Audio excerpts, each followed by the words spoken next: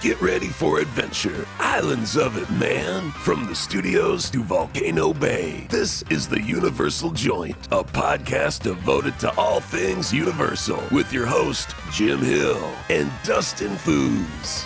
Welcome to the Universal Joint podcast. I'm entertainment writer Jim Hill, and my co-host, Dustin Fuhs, and I are recording the show on Wednesday, May 8th. And this past week, once again, thanks to BioReconstruct and is it a blimp? Is it a helicopter? What, a Nimbus 2000? What is that? What does he or she fly, Dustin? I don't know, but it's incredible seeing the level of detail that it's a person, but it's not a person. I don't know. All I know is that the Twitter account brought BioReconstruct is a theme park fan's like treasure trove. Oh, absolutely. And honestly, he or she always seems to be airborne. So again, Dustin and I are infinitely grateful to the wonderful high quality pics that BioReconstruct captures from high in the air as he's flying over Orlando's theme parks. And just this past week, as he was flying over Hagrid's Magical Creatures Motorbike Adventure, the worksite there, he got a picture of a genuinely magical creature, or rather, a pair of them. Did you see the pictures? I did. Okay, so we have supposedly the finale for the soon-to-open Island Adventure ride, which supposedly features a pair of unicorns, a mother and a foal. And coming from more official channels, Universal Orlando Resort released a little bit of video and a photo of the Hagrid animatronic featured in the attraction. And it's a beautiful rendering of Robbie Coltrane. Yeah, and they're very proud of what they have put together with the Hagrid audio animatronic. So we're talking about the animated figure will feature an extensive motion profile of 24 different body movements and facial expressions, which will basically mimic Robbie Coltrane's exact motions as Hagrid from the Harry Potter film series. They've done a digital scan of Robbie Coltrane's mouth, which was utilized to create Hagrid's teeth. The entire face was meticulously sculpted by hand. The costume was designed by the same team that created his on-screen wardrobe. Robbie Coltrane himself actually recorded a custom script for Hagrid in the new adventure. And the animated figure is 7 feet 6 inches tall, which is exactly proportional to Hagrid in the Harry Potter film series. Well, again, human father, giant mother. So yeah, 7.5 feet tall. That makes sense. It is a beautiful figure. And in fact, I think you were mentioning that the detailing, they got it right down to his pink umbrella magical wand. Exactly. So I think what people are starting to realize with the Hagrid's Magical Creatures Motorbike Adventure is that it's all about the details. And when you're creating something for this iconic franchise, it's all about the ins and the outs and things that fans, true fans of not just the books, but the movies and everything in between, will be able to come to this land and pick apart the little details that they see. And it's really exciting to see how Universal is standing behind their attention to detail. But at the same time, if you think about over the past couple of weeks, we've seen the animatronic Fluffy the three-headed dog, the Cornish pixies, those blast-ended Scroots. And you look at the level, the detailing on these animatronic figures, and come on, Dustin, there's no other way to interpret this attraction as this is Universal Parks' response to anybody who ever said that Universal only makes rides that feature screens, right? Oh, absolutely. And you and I have had this conversation, and it's going to be really fun to see this as well as future iterations of attractions going to Universal Studios theme parks, whether or not they're able to play the game, which is going back and forth between utilizing technology that is readily available and adding in those classic theme park experiences that we've known to, we love. We love seeing audio animatronics. We love seeing physical experiences and things that are right in front of you, be it fire or water. And I think Universal has been going back and forth. And I think this is definitely a nod to the purists who want to see Hagrid right there and not just on a screen. I don't know if you saw on Twitter, there was a wonderful pair of images that somebody put together, but it was basically the Hondo figure from Millennium Falcon Smuggler's Run, and it's like, hey, we created a highly detailed figure from the waist up, and the image that's next to it is of the full-size Hagrid, and basically the caption is, hold my beer. It's either that or your move. So Yeah. I think, you know what, competition is exactly what we want in theme Oh, parks no, because totally. it makes people, especially the creative side, kind of step up their game. We're looking at the Universal Orlando Resort. We're looking at a park that is sharpening the focus. I mean, for example, we talked earlier about that quick service restaurant that was right at the entrance of Universal Studios Florida, and how it's now been, in fact, I guess it's in soft opening mode now, the Today Show Cafe. And as always, with a brand new eatery, that sort of thing, it's been interesting hearing the reviews. People seem to love the decor. I guess the staff or the Universal team members there need to pick up the pace a little bit because, face it, people get crabby if it takes a while to get their coffee. That's the Starbucks joke. People who are standing in line waiting for coffee should probably have a coffee, so they're waiting in line. So I think with the Today Show Cafe, when you look at where it's positioned in the park, you have to step up your game, especially first thing in the morning. No, absolutely. Now, weren't you mentioning, though, something about a special blend or a specialty blend for the cafe?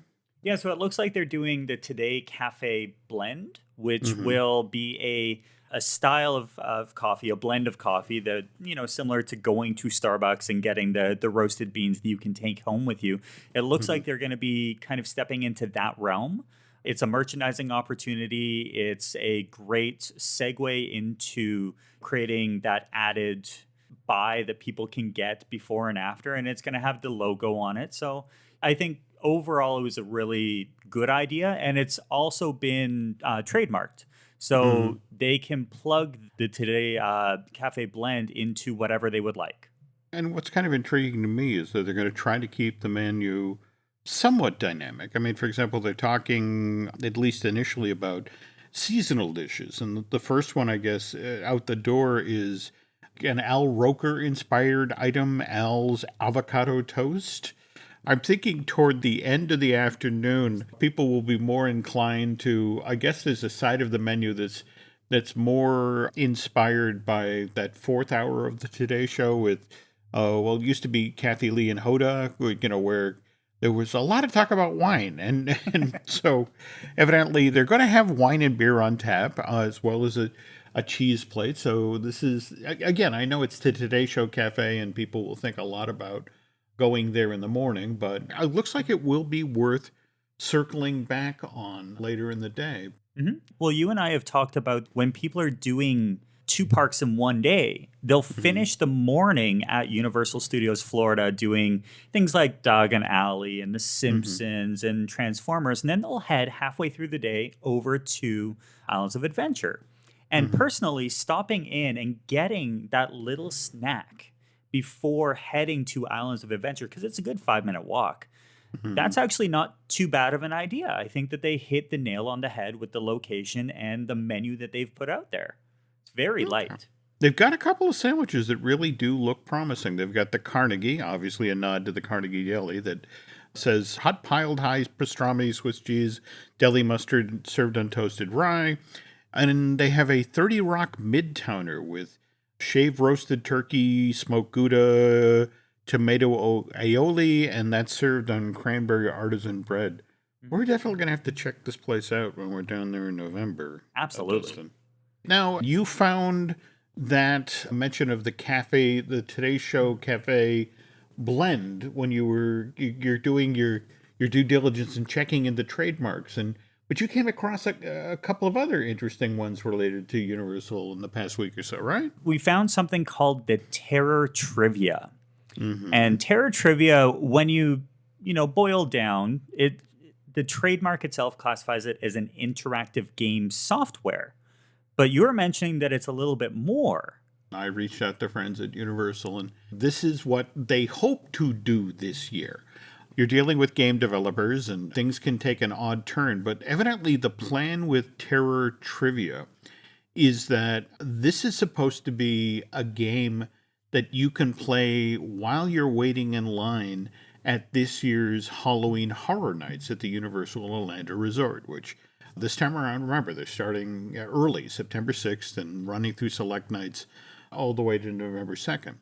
The idea is you're standing there in line and you play the game, and supposedly that if you win, you can actually step out of line and get in, you win like an express pass. You can, get into a maze or mazes that much faster. Now, again, that's the plan. That's the concept. That's blue sky. That's, we're going down this road. But the interesting thing is they're confident enough that they trademarked it. So hopefully operational for this year, because, again, it would be great to have something to entertain while you're waiting in those lines. And speaking of things you'd be standing in lines for, I guess while we were in between shows here, Universal Orlando revealed yet another one of their mazes, and kind of interesting that it's a Universal Monsters maze, the classic monsters. And I guess they did a similar sort of maze out in Hollywood last year, but... Yeah, so it looks like guests will be hunted by every single grisly monster from the anthology, including Dracula, Wolfman, and Frankenstein. Hopefully Beetlejuice is coming back. No, I'm joking. He's a little busy on Broadway. He's a little busy right on Broadway. And have you seen the show? It looks really interesting, and I like the casting that they did, because they brought Alex Brightman from School of Rock to play, and they have sort of a description of what they're going to try to do in Orlando. And it says here that come face to face with Dracula in his Gothic castle, the Wolfman in a dark Bavarian forest, and the man-made monster within Dr. Frankenstein's lab. And if you survive them, you still may encounter the vicious creature of the Black Lagoon and the ancient evil of the mummy and more. So I really want this to work. The last time they did something like this, I want to say back in 2012 or thereabouts. Did you catch their classic monster maze at that point, or... No, we skipped that year, but just like any good theme park fan, we were all on YouTube seeing exactly what was going on and reading the reviews. And with monsters, you have people who like the classic mentality, and then seeing redone and reimagined monsters maybe a little off-putting for certain folks. But I'm glad that they're doing another run. I don't get me wrong. I mean, I love that they're doing this, but the one that they did a few years back, interesting stylistic choice. It was all done in black and white, because again, these films in the 30s and the 40s were all done in black and white. And what's kind of interesting about at least the concept art that they put out for this Universal Monsters maze is this time around these characters are in color, and you're right, they've been. It's an interesting Venn diagram of the look that we know from those black and white films from the the 30s and the 40s, but updated enough and now in color. So, going to be interesting. There's two questions that I have. So the first one is with regards to the Hollywood one. So it looks like they're getting a new original score for that maze, and it's going to be done by Grammy Award-winning musician Slash. Oh. So it looks like he's going to be composing the original score for the maze in Universal Studios Hollywood. Does that, well, I guess when we're looking at it, Slash with Guns N' Roses has such a high impact style, so that's probably going to work for the monsters. But is this a precursor to possibly testing out styles and looks for Fantastic Worlds? Magic 8 Ball says circle back on that one later. That's good. Okay. Getting back to the trademarks you unearthed, you also came across something not Jurassic World related, but Jurassic Park related, right? No, so it was Jurassic World, but it was classified under the Legend of Isla Nublar, where it looks like we're going to be doing everything under the sun, from books, magazines, toys, and all these different things that they can put this trademark onto. Now, does this mean that this is going to be the name of an attraction coming? Does this mean that it's going to be something that they're just going to play around with? I don't know, but it was registered, so that's got to say something.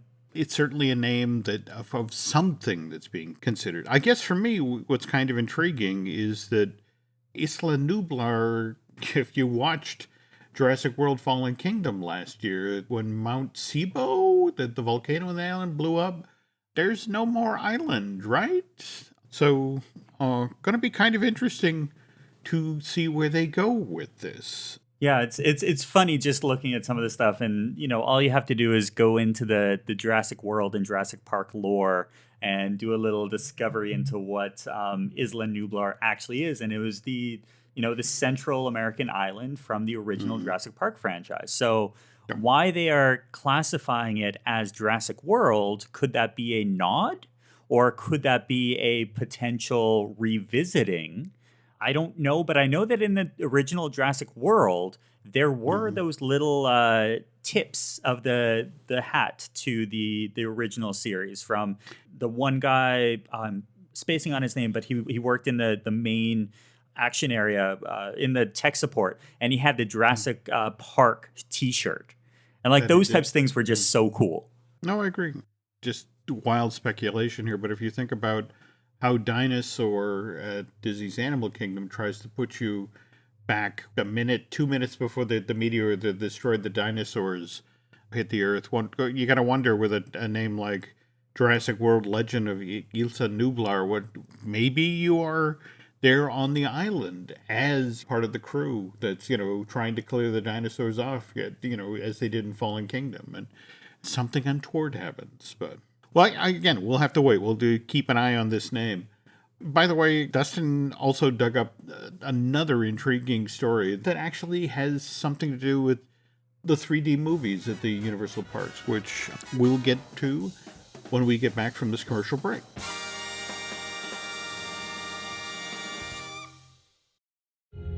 This episode is brought to you by Netflix. New players, new games, new rules. Squid Game, The Challenge returns for a gripping second season. 456 contestants from all walks of life, competing in the ultimate test of strategy, alliances, and endurance. For a life-changing prize of $4.56 million.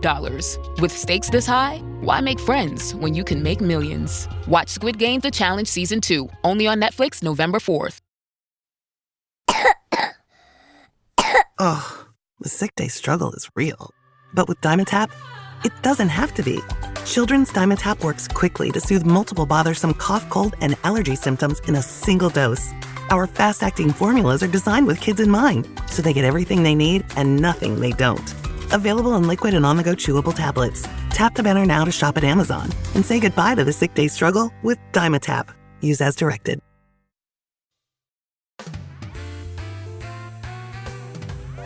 So to pick up, now you found this piece, I guess, what is it? The news broke on May 7th that the Universal Studios Hollywood was going to transform that park's version of Despicable Me Minion Mayhem, which has been a 3D experience. But they've decided to now turn that attraction into a 2D version of this experience. Is that correct? Or? Yeah, and we've seen a number of reasons why this could be happening, from cost to operational to just the overall feeling that guests don't want to continuously have these glasses on their head. And I've done full articles based on what are some of the worst attractions to ride and to experience at both Disney and Universal if you have glasses. And one of them is every single 3D experience, because wearing glasses and then putting 3D glasses on top of that is just annoying. That is tough. But again, let's be honest here. This isn't exactly a surprise they did this with Despicable Me. I mean, if you think about it, the Universal Studios Japan version of Despicable Me Minion Mayhem, which, by the way, opened April of 2017 as the replacement for that theme park's Back to the Future the ride, it started off as a high-def 2D attraction. It didn't even go the 3D route.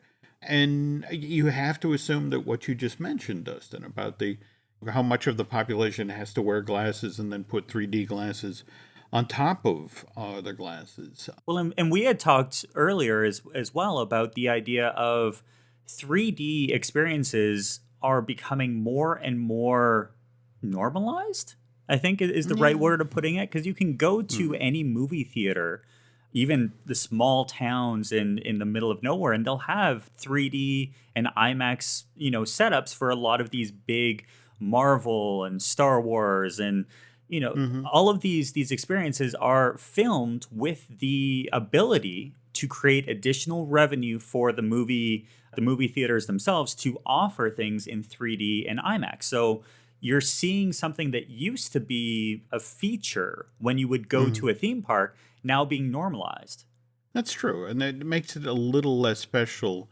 Though, what happened with Despicable Me, we've seen this happen before. I mean, remember when the West Coast version of the Wizarding World opened up back in April of 2016? Yep. Universal Studio Hollywood's version of Harry Potter and the Forbidden Journey, when it started out, it was a 3D ride. I mean, you were actually issued a set of Quidditch goggles before you were allowed to climb on that flying bench. And just to be clear here, that version of that ride didn't debut in Hollywood. It actually debuted in Osaka at Universal Studios Japan when their Wizarding World opened back in July of 2014. And not only that, I came across one of those things that just sort of like, they were talking about how on that version of the Forbidden Journey, when you finally get to the Dementors, what they did for Japan, because again, they have different safety rules in Japan. Yep. They could actually do Dementors that not only got closer to the flying bench, but they had articulated hands. So, the notion is as the figures came in closer, they appeared to try to grasp you. Oh, wow. And it's like, oh, that's a cool touch. And whereas my good friend Seth Kabursky every so often will go on the original version of Forbidden Journey in Florida, and he talks about how if you bring a high-powered flashlight with you in the Dementors scene, you turn it on in that part of the attraction, you can actually see the Dementor figures that Universal turned off prior to the land opening in 2010 because it was just considered too scary. So evidently they're sitting on Kuka arms that were just shut down because that's a little scary. And we want kids to enjoy this ride. So in Japan, they don't care. They'll scare you. Yeah. As you and I have talked in every other thing, and it's one of the fun, everything is better in Japan. Everything. That it is. Okay, so anyway, back to the Universal Studios Hollywood version of Harry Potter. So Wizarding World there opens April of 2016. And on the heels of the 3D version there's a lot of talk about, hey, this is cool. When's this coming to Orlando? But then December that same year, this strange thing happens. Word comes out of the West Coast that Universal Studios Hollywood is now experimenting with a non-3D version of their park's Wizarding World, Harry Potter and the Forbidden Journey. They've got people with clipboard at the end of the attraction, asking people if they have a strong opinion about that particular version of the ride. And evidently, Universal got the result that they wanted, because March of 2017, they shut down the 3D version. They pulled the Quidditch goggles and put them in storage. And from then on, the West Coast version of Harry Potter and the Forbidden Journey was only presented in high-def 2D. To be specific, two-dimensional 4K UHD, which stands for Ultimate High Definition. And the ride footage that you see in the attraction was projected at 120 frames per second rather than 3D. So, I mean, you're talking about the combination of the 4K projection and the 120 frames per second projection rate. That's as close to reality, or, to trick the human eye to doing that. And evidently the folks in Japan heard about this and saw the results it was getting. And by January 2018, the Universal Studios Japan has done the same thing. They've switched over from 3D to two-dimensional 4K UHD. It took a while, but here comes the original. Here comes the Harry Potter and the Forbidden Journey that was built for Alice Adventure, opened back in June of 2010. In June of 2018, they get the upgrade as well. They now also have ride footage that's projected is at 120 frames per second using 4K ultra high def projectors. Interesting thing here. Now, you and I have been talking, well, you talked at the top of the segment here that there's a number of reasons why people might take this approach. That, there's operational issues, but there's also expense. The 3D glasses that Universal uses, do you know how pricey those things supposedly are, Dustin? Well, with 3D glasses, the idea is that you're buying them in bulk. So you get that opportunity to really focus on getting the best possible design for that specific attraction. And I know with Universal and Disney, each of the attractions has something that goes into the glasses, being themed in a specific color or a brand. But I know they're not cheap. We're not talking about pennies on the dollar. We're talking about a substantial amount of money when you look at how many thousands of people per hour are going through those attractions and need the glasses to experience it fully. Well, when you look back at, say, the glasses that were used for Magic Journeys or Muppet Vision 3D or Honey, I Shrunk the Audience, again, it's relatively cheap plastic, polarized glass, that sort of thing. We're starting in December of 2011, which is when the very first Transformers, the Ride 3D, actually that didn't open stateside. That opened, the attraction first debuted at Universal Studios Singapore. But the next generation 3D glasses that made Transformers the Ride possible were produced exclusively for the Universal Parks by a German firm, and I want to say Infitech. And what made these glasses special and different from, again, the early generation ones that we just talked about, likewise the ones you've been referring to for your local movie theater or that sort of thing, is that those typically are made of thin plastic, whereas the version that Infitech made for the Universal Parks had to have glass lenses so they could then use diachronic filters. Yeah, so it's a thin film filter that is very accurate for colors. It basically allows selective light to pass through in a small range of colors while reflecting other colors. That's it exactly. But again, an item like this is not inexpensive. When I covered the opening of the upgraded, improved 4K HD version of The Amazing Adventures of Spider-Man that opened or reopened at Universal's Island Adventure back in March of 2012, I was told at that time by a senior member of the Universal creative team that each set of glasses that Infitech built for this attraction cost $11 to manufacture. That's $11 a piece. Now, let's be realistic here. That was 2012. Price has probably gone down since then, or I keep thinking that it should every time I look at the price of the new iPhone. But all right, if we multiply that by the tens of thousands of glasses that Universal would had to have bought up front, because face it, every day some of these get broken. And more to the point that a good chunk of these have to be backstage being cleaned and repaired and sorted back into bins. And that's a lot of money.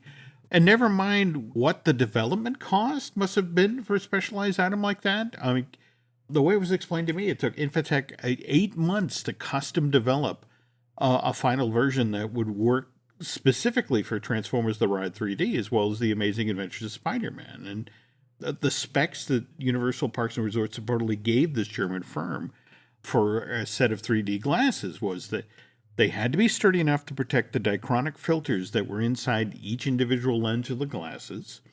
They had to be comfortable for the guests to wear. And again, you brought that up at the top of the show, Dustin, about how people just don't like putting glasses over their glasses. So, they had to design them in such a way, to make that comfortable.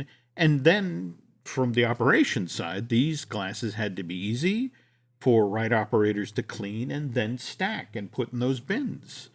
And being the good Germans that they were, the folks at Infitech supposedly over-engineered the glasses, I guess in such a way that they had some flex to them when they got dropped, so they wouldn't break all that easy.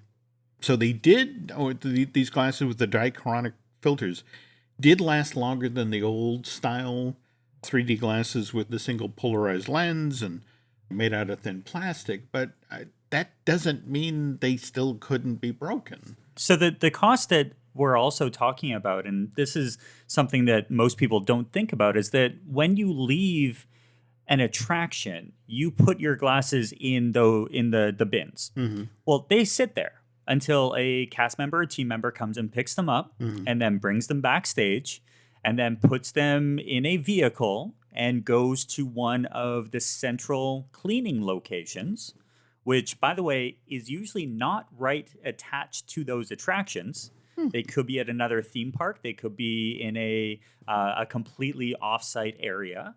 And it takes a good chunk of time to turn around to get those glasses back. So if we're looking at something, say, The Amazing Adventures of Spider-Man at Islands of Adventure, so their hourly capacity is roughly 2,100 people an hour. Well, 2,100 pairs of glasses an hour have to be available.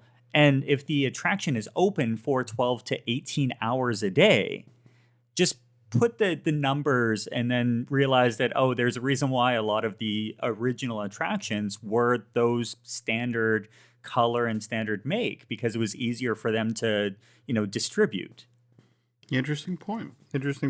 And, the fact that they had to be light enough to transport and they had to be easy enough to clean. And when you factor in, think about it, that every replacement set of glasses, yeah, again, I hope it still isn't $11, but it's still, that's an operational cost that really would have to add up year after year after year, which, let's take a look at the standalone version of Fast and Furious Supercharged that opened at Universal Studios Florida just this past year on April 23rd, 2018.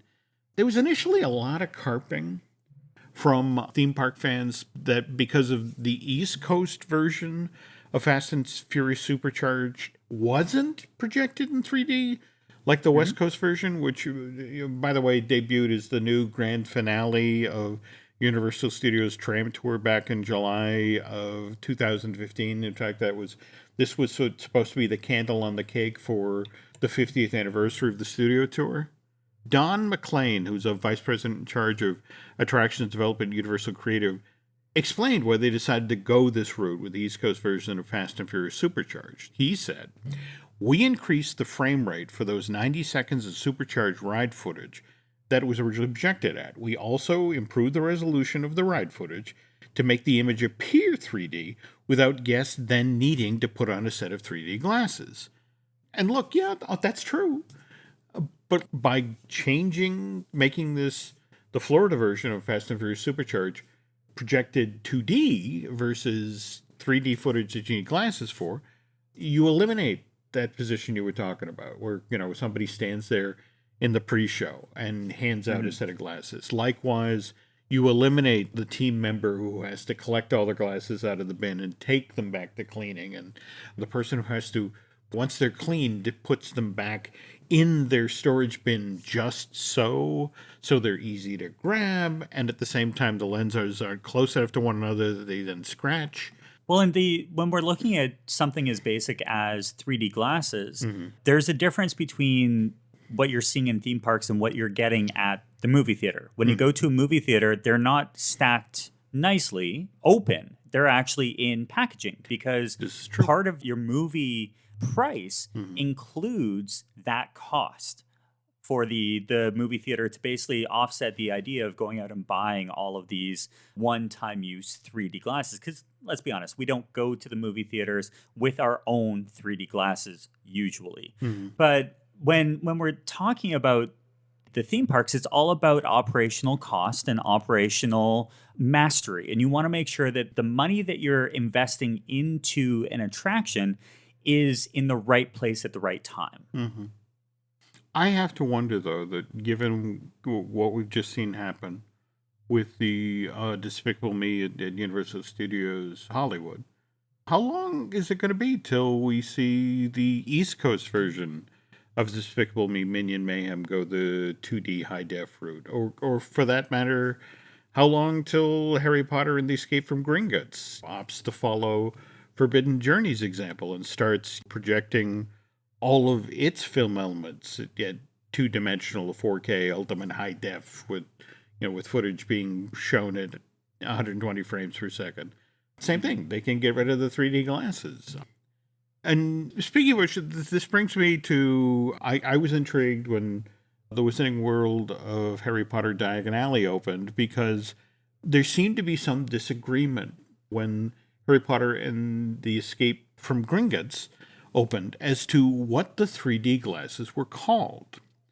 Because depending on who was manning the point where you picked up your glasses, you were told either to pick up a set of cart goggles or goblin goggles. And I thought that was kind of intriguing that they haven't quite decided what to call them yet. And I just set that aside, and then I started compiling a list of all of the other ways that the 3D glasses at various attractions around Orlando are described. And Dustin, it's a pretty extensive list. I mean, Mickey's PhilharMagic, you don't put on 3D glasses there. You're issued opera glasses. Yep. Likewise, Amazing Adventure of Spider-Man, no 3D glasses there. You get night vision goggles. On the other hand, you go to Toy Story Midway Mania. This time around, you're getting a special set of Carnival game glasses. But the fact that you said that it was Toy Story Midway Mania, just that warms my heart, because that's the original name for the attraction. And now they just call it Toy Story Mania. And everything, I was there opening day with Toy Story Midway Mania. I wrote it. I got a pin from opening day. And as soon as they got rid of Midway, I'm like, oh, that's just sad. But it warmed my heart when you mentioned that. What can I tell you? Anyway, getting back to the 3D glasses here. Transformer 3D The Ride, you're issued battle glasses. On Star Tours, The Adventure Continues, you're given flight glasses. On Reign of Kong, Skull Island, you're given safety goggles.